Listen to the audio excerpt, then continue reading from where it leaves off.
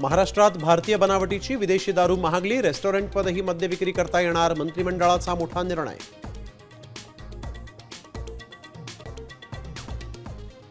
मला पदावरून मुक्त करा, नवीन चेहऱ्याला संधी द्या. वर्धापन दिनाच्या कार्यक्रमातच जयंत पाटलांची मागणी, तर प्रमुख सहकाऱ्यांशी संवाद साधून निर्णय घेणार, शरद पवारांची भूमिका.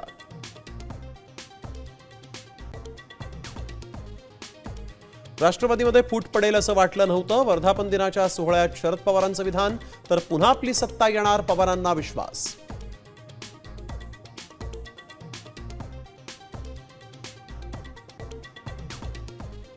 तुम्हाला घाबरणारे दुसरे असतील, मी कुठं येऊ सांगा. मनसे नेते प्रकाश महाजनांनी दंड थोपटले, नारायण राणेंना थेट ओपन चॅलेंज.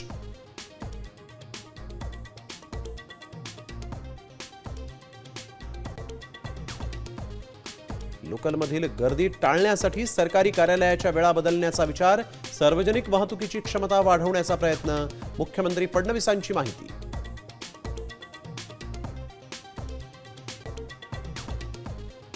महाराष्ट्रामध्ये गेल्या 24 तासात 89 नव्या कोरोना रुग्णांची वाढ, राज्यात एकूण 615 सक्रिय रुग्ण.